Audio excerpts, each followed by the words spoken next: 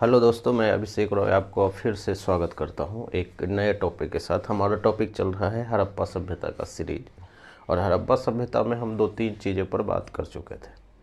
पहला उद्भव क्या है, उसका खोज कहाँ से हुआ है ना, नगर नियोजन क्या है, महत्वपूर्ण स्थल क्या है, तो ये सारे बातें हम कर चुके हैं। आज हम नेक्स्ट बात करेंगे हड़प्पा सभ्यता में ही, वो है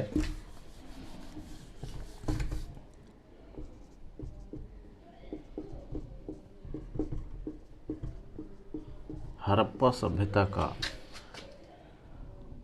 सामाजिक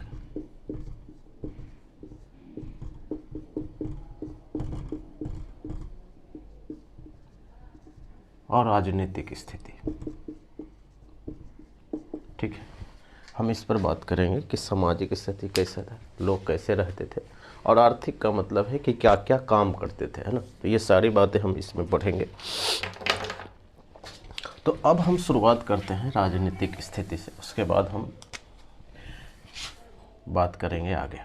ठीक है,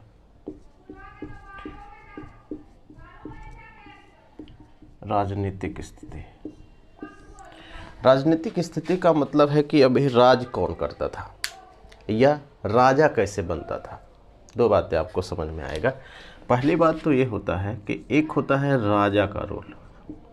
जैसे जब हम आगे पढ़ेंगे महाजनपद काल, तो उसमें एक अशोक, चंद्रगुप्त मौर्य, बिम्बिसार, है ना, गुप्ता पीरियड, ये सब आता है। तो ये राजा का रूल होता है। एक दूसरा होता है, इसको हम बोलते हैं ऑटोक्रेटिक रूल, ऑटोक्रेटिक। और एक होता है डेमोक्रेटिक। ऑटोक्रेटिक और दूसरा है डेमोक्रेटिक। ऑटोक्रेटिक का यहाँ मतलब ये है कि राजा का बेटा राजा ही बनेगा, है ना, वंशानुगत है, और राजा ही एक अथॉरिटी है जिसके अनुसार से पूरा हड़प्पा सभ्यता चल रहा था, है ना। जैसे चंद्रगुप्त मौर्य के टाइम में, चाहे मौर्य पीरियड हो, गुप्ता पीरियड हो, ये सारा सिस्टम जो है उसी टाइप से काम करता है। डेमोक्रेसी का मतलब है कि जैसे अभी जनता वोट किया, मोदी जी प्रधानमंत्री बन गए, है ना। जनता वोट नहीं करेगा, वो हट जाएंगे, फिर दूसरा आदमी प्रधानमंत्री बनेगा। तो यहाँ पर जनता का शासन है। तो वही चीज़ हम यहाँ देखेंगे कि क्या हड़प्पा सभ्यता में कौन सा रूल था, है ना, डेमोक्रेटिक रूल है या ऑटोक्रेटिक रूल। क्योंकि माना जाता है कि इतनी बड़ी सभ्यता, लगभग 13 लाख स्क्वायर किलोमीटर की जो सभ्यता है, कोई न कोई तो चला रहा होगा, तभी इतना सिस्टमेटिक ढंग से चल रहा है। नहीं तो अगर चल रहा है तो कौन चला रहा है? तो जवाब है इसका कि इसका कोई साक्ष्य नहीं है, कोई प्रमाण नहीं है कि ये इतनी बड़ी सभ्यता कौन चला रहा है ना। क्योंकि इसलिए नहीं है क्योंकि इसका ज़्यादा तक जो साक्ष्य है वो पुरातात्विक है, लिखित नहीं है, पुरातात्विक साक्ष्य है। ठीक है, साहित्यिक साक्ष्य नहीं है। इसलिए कोई जानकारी नहीं है कि हड़प्पा सभ्यता में लोग क्या है, कैसे। कोई बोलता था पुरोहित का है, कोई बोलता है राजा का है, कोई बोलता उद्योगपति है, क्योंकि इतने एक्सट्रीम लेवल पर जो आर्थिक स्थिति हो रही थी उसी वजह से हो सकता है कि उद्योगपति चला रहे हो, है ना। तो लेकिन ऐसा कोई साक्ष्य नहीं है। तो आपको राजनीतिक स्थिति में यही बताना है कि कोई साक्ष्य नहीं है। ठीक है, आगे बढ़ते हैं। आगे हम बढ़ते हैं, उसमें हम पढ़ेंगे सामाजिक स्थिति। हम राजनीतिक स्थिति पर बात कर चुके हैं। सामाजिक स्थिति। सामाजिक स्थिति में हम क्या देखेंगे, समाज क्या होता है, है ना। समाज का मतलब है कि एक जगह पे रहने वाले लोग, और उसी के अनुसार क्या होता है, रूल और रेगुलेशन बनता है। और वही लोग बैठ के, जैसे अगर ये बात आपको समझ में नहीं आ रहा है तो मान लीजिए कि ये इंडिया है और ये यूरोप है। तो यहाँ के जो लोग रह रहे हैं इसका सामाजिक स्थिति अलग है, और इंडिया में जो लोग हैं उसका सामाजिक स्थिति अलग है। कोई ज़रूरी नहीं है कि ये दोनों समाज जो है एक ही जैसा काम करे या एक ही जैसा रूल रेगुलेशन बनाए, है ना। जैसे यहाँ पे क्या है, लव मैरिज क्या है, अच्छे से लोग चलते चलते भी प्यार कर लेते हैं, यहाँ पर ये चीज़ बैन है। तो उसका जो समाज है वो अलग है और हमारा जो समाज है अलग है। इसी टाइप से हम बात कर रहे हैं कि सभी का जो सामाजिक स्थिति है वो अलग अलग होता है। सवाल ये उठता है कि समाज बनता कैसे है ना। समाज बनता है एक परिवार से। अगर हम समाज की सबसे छोटी इकाई की बात करें, है ना, समाज की सबसे छोटी इकाई क्या होती है? परिवार होती है। परिवार, फैमिली, एक घर, है ना, एक घर में रहने वाले लोग क्या है? एक है। अगर हम यहाँ अगर इस लेवल तक जाएंगे तो एक आदमी से एक से ज़्यादा आदमी अगर मिलेगा तो उस सामाजिक का ढांचा में आना शुरू हो जाता है।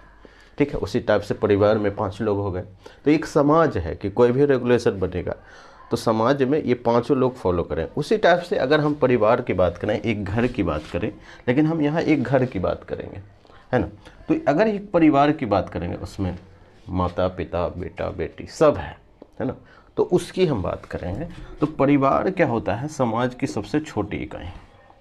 वहाँ भी थी।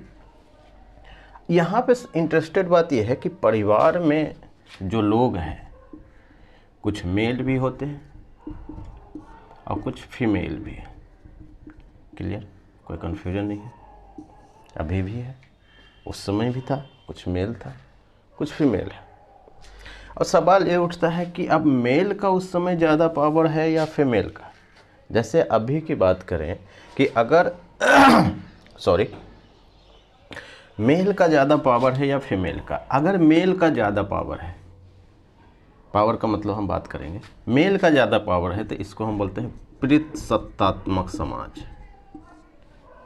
पितृसत्तात्मक समाज। और अगर फीमेल का ज़्यादा पावर है तो इसको बोलेंगे मातृसत्तात्मक समाज। मातृसत्तात्मक समाज। कुछ गलती होगा तो आपको सुधार लेना है ना। अब इसका क्या मतलब है कि जो परिवार है उसमें जो उत्तराधिकारी है, जैसे प्रॉपर्टी को देना है, जैसे अभी क्या है कि बाप का जो प्रॉपर्टी है इजीली बेटे को दिया जाता है ना। ऐसा नहीं होता है कि कोई लड़की को दे दिया है। अब उस चीज़ का ट्रेंड बना है लेकिन अभी भी वो ग्राउंड लेवल पर काम नहीं करता है। आपने ही सुने होंगे कि ये जो परिवार है ये अपना जो उत्तराधिकारी है बेटी को चुना है, नहीं सुने होंगे। तो अगर उस समय भी ऐसा था कि अगर उत्तराधिकारी किसको चुना जाए, है ना, मेल का या फीमेल का, तो उस समय बड़ा इंटरेस्टेड है कि उस समय जो उत्तराधिकारी है कि जो बड़े जो अपना जो गार्जियन है, अपने बाप है या अपने पिताजी का जो प्रॉपर्टी है वो किसको सौंपा जाता था या उत्तराधिकारी है वो समझा फीमेल को, है ना। यानी मातृसत्तात्मक समाज था। महिलाओं का ज़्यादा चलता था अभी के अपेक्षा, पुरुष के अपेक्षा। ठीक है, एक तो आपको ये बात बहुत ज़रूरी है और इम्पोर्टेंट भी है। ठीक है, तीसरा ये तो हो गया घर की बात। नेक्स्ट बात आते हैं कि क्योंकि इसलिए ऐसा माना जाता है कि ऐसा कहाँ से साक्ष्य मिला है, क्योंकि हम सारा बात बोल रहे हैं पूरा तात्विक पर, साहित्यिक नहीं है, कोई चीज़ लिखा हुआ नहीं है। जो चीज़ें खुदाई से प्राप्त हुआ है उसी से हम अनुमान लगा के, इसलिए अनुमान लगाया गया क्योंकि बहुत सारा स्त्री जो है यानी फीमेल जो है, फीमेल देवी का जो है मूर्ति मिला है, तो इसलिए माना गया कि हो सकता है कि फीमेल की पूजा होती हो, क्योंकि फीमेल की पूजा होने का मतलब ये है कि स्त्री का ज़्यादा चलता होगा, है ना। तो इसलिए माना गया है क्योंकि स्त्री जो देवता है उसको ज़्यादा साक्ष्य मिला, यानी बहुत सारे जो मूर्तियां हैं, है ना, उस खुदाई से मिला है। क्लियर है? अब आगे है समाज में। ये तो हम परिवार हैं। क्या समाज में भेदभाव था? भेदभाव का क्या मतलब है कि क्या कुछ लोग अमीर थे कुछ लोग गरीब थे, या एक ही टाइप के लोग थे, सब बराबर, सबका इनकम सेम, है ना? नहीं, ऐसा नहीं है, क्योंकि आप पहले ही पढ़ चुके हैं कि समाज में जो है 2 टाइप का घर था, है ना। एक है ईस्ट और एक है वेस्ट, है ना। क्योंकि वेस्ट में जो लोग रहते थे ये उच्च वर्ग के लोग थे और जो ईस्ट में जो लोग रहते थे वो निम्न घर के लोग थे, और ये जो है मेन शहर से भी दूर रहते थे, है ना। मेन ऐसा नहीं सेंटर में रहता है, मेन शहर से दूर रहते थे। तो यहाँ पे भेदभाव था। क्यों? इसलिए बात है कि जिसका घर अच्छा था वो बड़े लोग थे, या जो बड़े लोग थे उनका घर अच्छा था, दुर्गीकृत भी था, हाइट भी ज़्यादा था, क्योंकि बाढ़ हो रहा है तो पानी ना घुसे, है ना। उसी टाइप से यहाँ भी था। ठीक है, आगे समाज तक कि जो इनका जो व्यवसाय था, है ना, ये जो जिस टाइप से समाज में जो लोग रहते थे, है ना, तो व्यवसायिक स्थिति क्या था?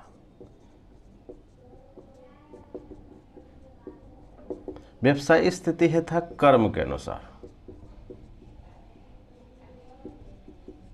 कर्म का मतलब क्या हुआ? काम। जो लोग जो काम करेंगे उसको वही उसी के अनुसार ट्रीट भी किया जाता था, है ना। जैसे अगर बर्तन कौन बनाएगा? कुम्हार। लोहा का काम औजार कौन बनाएगा? तो लोहार, है ना। तो ये सब जो सिस्टम है, तो उसी टाइप से शायद उस समय भी यही था, लेकिन कर्म के अनुसार था, जन्म के अनुसार नहीं। ध्यान रखिएगा, हम आगे पढ़ेंगे कि जन्म के अनुसार और कर्म के अनुसार का क्या मतलब है ना। लेकिन आपको यहीं पर ये चीज़ें समझना है कि कर्म का मतलब है कि अगर कुछ लोग था पुरोहित। पुरोहित का मतलब आप सही समझ रहे हैं कि जो ब्राह्मण के जो लोग हैं, जो पढ़े लिखे लोग हैं, पूजा पाठ कराने वाले लोग हैं, वो क्या है? वो ब्राह्मण। ठीक है। दूसरा समाज में उस समय ये था कि समाज में दूसरे लोग थे व्यापारी, जो व्यापार करते थे, है ना, लेन देन, सामान का खरीदना है या बेचना है ना। तीसरा आते हैं श्रमिक, जो काम करते थे, है ना, लेबर, अभी भी है लेबर। और चौथा था शिल्पी। शिल्पी का मतलब क्या होता है? जो हथकरघा उद्योग था, हथकरघा, है ना, जो लोग से, जो हाथ से चीज़ें किया जाता, जैसे लोहार है, कुम्हार है, तो इसका एक अलग ही जाति था, है ना। इस टाइप से 4 भाग में ये बटा हुआ था। यानी जो हड़प्पा सभ्यता का जो समाज है वो भी अलग अलग भागों में बटा हुआ था, जो अभी भी है ना। अब तो थोड़ा सा कम हो रहा है क्योंकि जॉब सबको हो रहा है, सब काम कर रहे हैं, है ना। तो ये सारा सिस्टम है जो कर्म के अनुसार व्यवसाय स्थिति में ये है, जो कर्म के अनुसार है। ऐसा नहीं है कि पुरोहित का बेटा व्यापारी नहीं बनेगा, श्रमिक का बेटा व्यापारी का बेटा श्रमिक नहीं बनेगा। तो अगर दिक्कत तब होता है जब जन्म के अनुसार। जन्म का मतलब है कि पुरोहित का बेटा पुरोहित भी बनेगा, ब्राह्मण, है ना। व्यापार करने वाले का बेटा व्यापार ही बनेगा, है ना। तो ये चीज़ें बाद में आया, हम आगे भी पढ़ेंगे, लेकिन फिलहाल यही है कि कोई भी काम करने के लिए वो तैयार है। ठीक है। आपको पहले भी पता है कि हड़प्पा सभ्यता का लोग जो है वो शांति प्रिय है ना। शांति प्रिय लोग हैं, शांति प्रिय है। शांति प्रिय का क्या मतलब है? पहले भी बात की कि यहाँ पे कोई औजार नहीं मिला है, लड़ाई करने वाला जो औजार होता है वो नहीं मिला है। तो अगर नहीं मिला है तो ऐसा माना जाता है कि ये लोग झगड़ा करते होंगे, कम करते होंगे, है ना। तो ये भी आपको समझना है। नेक्स्ट क्या है? नेक्स्ट है कि खाना किस टाइप का खाते थे। जैसे अभी खाते हैं शाकाहारी, मांसाहारी, है ना। तो उसी टाइप से शाकाहारी भी है और क्या है,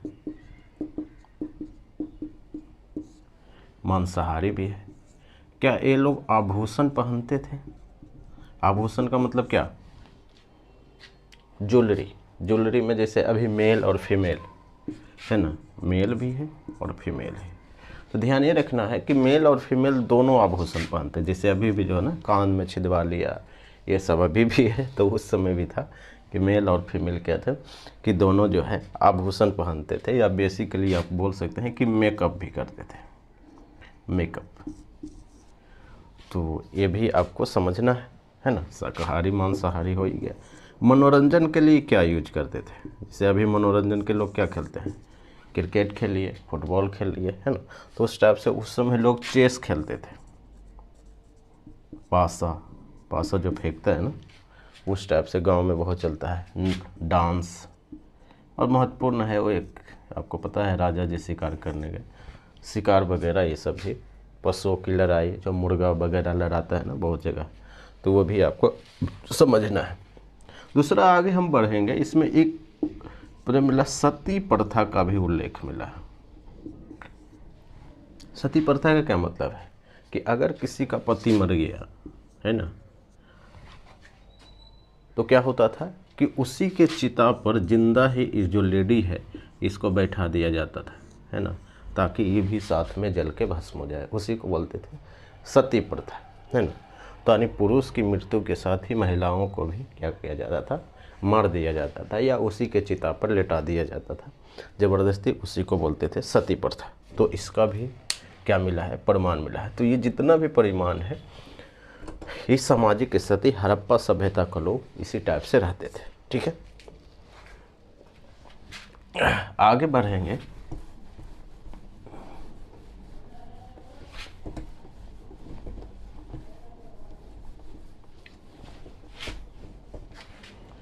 आगे बढ़ेंगे आर्थिक जीवन, है ना। आज थोड़ा सा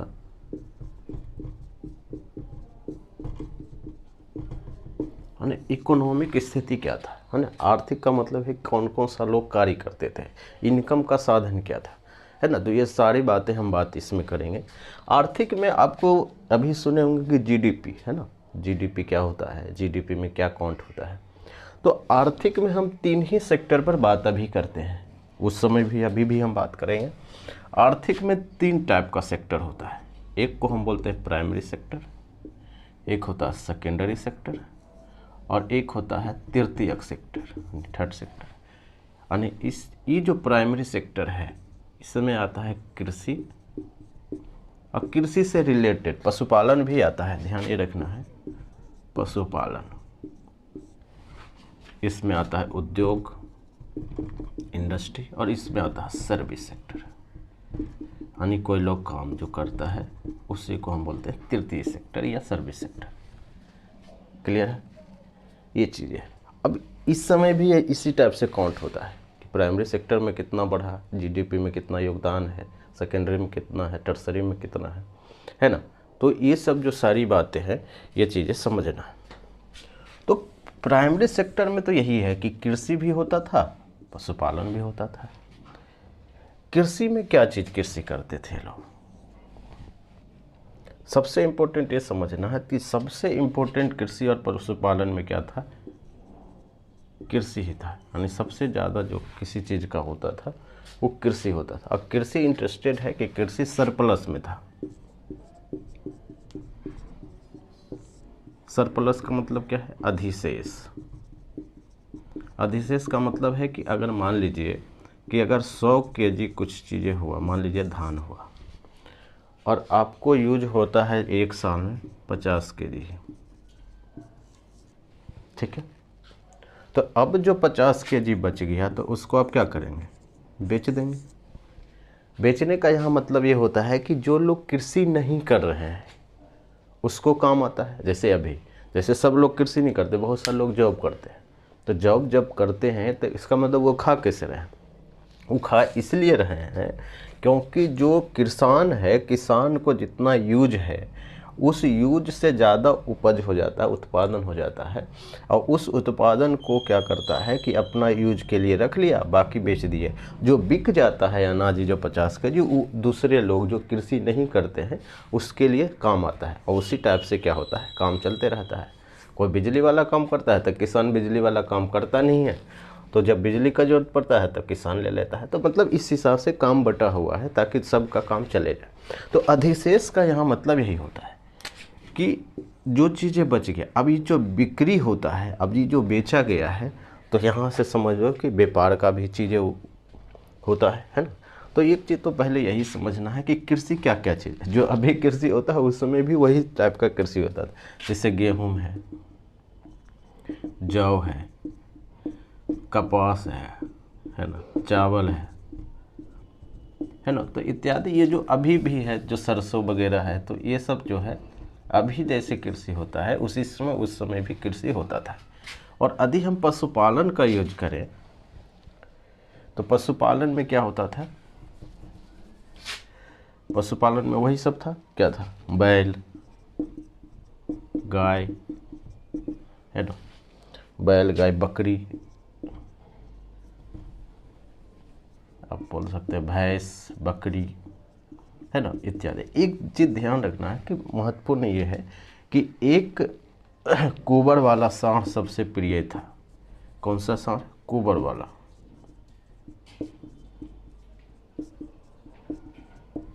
गोबर वाला सांड क्या था, सबसे प्रिय था। तो ये भी सवाल कभी कभी आता है।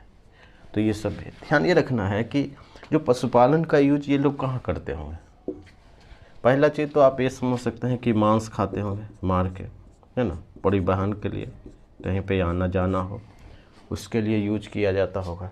नहीं, जो हम पहले ही बोले कि जो जानवर की जो लड़ाई है ना, तो ये जो सारा बातें हैं, घोड़ा गाड़ी, टमटम, बैलगाड़ी, है ना, तो ये सब यूज होता था ताकि क्या है ध्यान ये रखना है कि घोड़ा भी अवशेष मिला है, जो हम शुद्ध कोडा है आगे में घोड़ा का भी अवशेष मिला है, तो घोड़ा भी होता था, है ना। तो ये जो सारा यूज जहाँ वो पशुपालन का होता था। ठीक है, उद्योग में भी कुछ उद्योग था, यानी उद्योग भी उस समय था, है ना। जैसे बर्तन बनाने का, इसको बोलते हैं मनके बनाने का कारखाना। मनके का मतलब होता है बर्तन, है ना, बर्तन बनाने का कारखाना, बहुत एक्सट्रीम लेवल पर बर्तन बना। दूसरा हम बात करेंगे वो है शिप बनाने का कारखाना। शिप का मतलब क्या है, जहाज, जो पानी का जहाज होता है, तो शिप बनाने का कारखाना जो है वो भी मिला है। तो ये भी आपको, और आपको पता है कि जो सर्विस सेक्टर है इसमें श्रमिक तो है ही, काम करने वाले। अब सवाल उठता है कि ये जो सरप्लस है तो व्यापार तो होता ही हो, है ना, खरीद बिक्री, कुछ लोग खरीदते होंगे। ये जो 50 केजी है, 50 केजी खरीदते होंगे, है ना, तो व्यापारिक स्थिति क्या था, उसी का एक पार्ट है व्यापारिक स्थिति, ट्रेड। ट्रेड में दो चीज़ें होता है, आपको अब समझना है कि कोई लोग खरीदते हैं, कोई लोग बेचते हैं, है ना। तो एक को हम बोल सकते हैं इंपोर्ट और एक को बोलते हैं एक्सपोर्ट, यानी इसको हम बोलते हैं आयात और इसको हम बोलते हैं निर्यात, या इसको बोलते हैं खरीदने वाला और इसको हम बोलते हैं बेचने वाला। आसान भाषा में, है ना, खरीदने वाला, बेचने वाला। सवाल ये उठता है कि ये लोग कहाँ खरीदते थे, यानी कहाँ से खरीदते थे, है ना। अब खरीदने का मतलब यहाँ पर दो बातें हैं, या कहाँ पे बेचते थे। यहाँ पे दो बातें समझना है कि एक तो हुआ कि इंडिया के बाहर, यानी हड़प्पा जो सभ्यता है, ये हड़प्पा सभ्यता है, और इसमें जो हम 500 स्थल है ना, 500 या 10 से 12 जो महत्वपूर्ण स्थल है। जैसे हड़प्पा सभ्यता में मोहनजोदारो में कुछ बना, हड़प्पा सभ्यता में आके बेच दिया, हड़प्पा में बेच दिया। कालीबंगा में कुछ बना, चुनौतरों में बेच दिया, है ना। तो इसको बोलते हैं इंटरनल व्यापारी, मतलब आपस में ही, जैसे इंडिया में है तो बिहार में कोई चीज़ बनेगा यूपी में बिकेगा, है ना। तो इसको बोलते हैं भारत के अंदर ही जो व्यापार हो रहा है उसको हम बोलेंगे इंटरनल। उसी टाइप से हम बोलेंगे कि हड़प्पा में जो हो रहा है उसको बोलते हैं हम इंटरनल, यानी आंतरिक व्यापार, यानी आंतरिक खरीद बिक्री हो रहा है। और अगर हम बाहर बात करेंगे, जैसे हम पहले भी बात किए कि हड़प्पा सभ्यता के समय 4 सभ्यताएं और थी, चीन की सभ्यता, मेसोपोटामिया की सभ्यता, नील नदी की सभ्यता, है ना, सुमेरियन सभ्यता। तो ये जो सारी सभ्यता है, क्या इनसे भी व्यापार होता था? तो इसको हम बोलेंगे, अगर होता था तो हम इसको बोलें एक्सटर्नल, यानी विदेशी व्यापार, है ना। तो जवाब है इसका कि हाँ, हड़प्पा सभ्यता में दोनों टाइप का व्यापार होता था, इंटरनल भी होता था, एक्सटर्नल भी होता था, है ना। और ये एक्सटर्नल किससे होता था? ये पानी का जहाज, जैसे हम बोले कि शिप बनाने का कारखाना था, तो यहाँ से जो है वो क्या था, पानी के जहाज में लोड हुआ, गुजरात के लोथल में, जो अभी कच्छ के आसपास जो एरिया है वहाँ से लोड हुआ, और वो जो मिडिल ईस्ट है वहाँ पे जाके, वो मेसोपोटामिया की सभ्यता है उसमें जाके बेच दिया। कभी कभी सवाल ये पूछता है कि क्या क्या चीज़ ये खरीदते थे, है ना। तो खरीदने में ये लोग खरीदते थे सोना, चांदी, है ना, सोना, चांदी, टीन, तांबा, है ना, बहुमूल्य पत्थर। अभी भी जो अंगूठी में पहनता है ना पत्थर, वो है। दूसरा है सेल खड़ी। सेल खड़ी क्या होता था? सेल खड़ी जो क्या बोलते हैं, जो मोहर मारने वाला जो पत्थर होता है उसी को हम सेल खड़ी बोलते हैं। अभी सवाल उठता है कि ये सब कहाँ कहाँ से मिला है, कभी कभी कहाँ कहाँ से खरीदते हैं। तो ये चीज़ें भी सवाल बनता है। जैसे इसको अफ़गानिस्तान में इंडिया में ही जो कोलार वाला है ना KGF आया, तो उस एरिया से भी लाया जाता था। चांदी को भी क्या था, मेसोपोटामिया से, मेसोपोटामिया। टीन भी लगभग वहीं से आता था। तांबा तो है राजस्थान से, है ना, बहुमूल्य पत्थर भी राजस्थान से, और ये जो है ईरान से। और बहुत सा जगह है, आपको डिटेल में थोड़ा सा पढ़ लेना है। आप कुछ भी पढ़ेंगे, लुसेंट वगैरह पढ़ेंगे, उसमें लिखा हुआ है, तो ये सारा बातें आपको समझना है। अब सवाल उठता है कि ये जो एक्सटर्नल है, यानी जो बेचता है, बेचने वाला क्या रखता है, जैसे सूती वस्त्र है ना, हाथी के दांत है ना, तो ये सब है। अनाज, गेहूं चावल जो भी है, लकड़ी बेचता था। तो ये जो है सारी चीज़ें इत्यादि ये बेचा जाता था, और ये सब जो चीज़ें हैं वो ख़रीदा जाता। ऑब्वियसली बात, जब खरीद रहा है तो लोग यूज करते ही होंगे, है ना, तो ये भी समझना है। दूसरा समझना है कि जो व्यापारिक केंद्र है, जैसे यहाँ पे से समझना है कि एक कुछ व्यापारिक केंद्र भी है, और आपको ये भी समझना है कि जो विदेशी व्यापार है ये क्या है, मिडल ईस्ट में जो मध्य एशिया होता है ना, जैसे ईरान, इराक, वही है मेसोपोटामिया, मध्य एशिया, सेंट्रल एशिया का मतलब है मंगोलिया, चाइना, ये सब जो है यहाँ पर भी व्यापार होता था, विदेशी व्यापार। ये लोग से भी इनका व्यापारिक स्थिति था। यहाँ तब पता चला है कि मान लेते हैं ये हड़प्पा है और ये है मेसोपोटामिया, है ना, तो बीच में एक व्यापारिक केंद्र है कि यहाँ से माल निकला, यहाँ पे रुक गया, और फिर यहाँ से जो माल निकला ये मेसोपोटामिया है, और यहाँ पे था, ताकि ये जो है मेसोपोटामिया कहाँ आता है, इराक में या ईरान के आसपास। तो इराक के आसपास जो है शायद नील नदी के लिए जो सभ्यता था, उससे भी व्यापार, क्योंकि नील नदी इधर पड़ता है ना। तो ये जो मकरान है इसको बोलता था माकन, ठीक है, यानी ये कहाँ है, मकरान कहाँ है, मकरान है लगभग ईरान के जस्ट नीचे, एक पोर्ट है, वहीं पे एक व्यापारिक केंद्र है ना। और एक का नाम यहाँ पे है दिलमान। ये कहाँ है, ये ईरान में है ना। तो मकरान हो सकता है अफ़गानिस्तान के आसपास वाला एरिया है, एग्जैक्टली आपको देख लेना है ना। और ये व्यापारिक केंद्र है, क्योंकि यहाँ से भी मैनेज होता है, क्योंकि इतना दूर से मैनेज करना मुश्किल होता है। यहाँ से आप इजिप्ट को मैनेज कर रहे हैं नहीं, जैसे अभी भी बहुत जगह क्या होता है कि अभी भी एम्बेसी है, इंडिया का एम्बेसी है, कि जो ईरान में जो लोग हैं उसको अगर कोई दिक्कत होता है, इंडिया के हैं, तो वो इंडिया का जो एम्बेसी है वहाँ जाके मिले। उसी टाइप से जो व्यापारिक केंद्र है वो तो एडमिनिस्ट्रेशन के मामला है। लेकिन आपको क्या है कि जब उस समय भी था कि हड़प्पा सभ्यता ये है, तो हड़प्पा सभ्यता और ये है मेसोपोटामिया, तो मेसोपोटामिया और ये है नील नदी। तो अगर इसको भी मैनेज करना है या इसको मैनेज करना है, तो ये यहाँ खोल दिया व्यापारिक केंद्र, यहाँ खोल दिया। तो यहाँ सवाल ये उठता है कि सवाल ये पूछा गया कि व्यापारिक केंद्र जो है, जैसे माकन और दिलमान, ये क्या है, तो माना जाएगा, तो आपको जवाब होगा कि ये जो है ये व्यापारिक केंद्र है ना।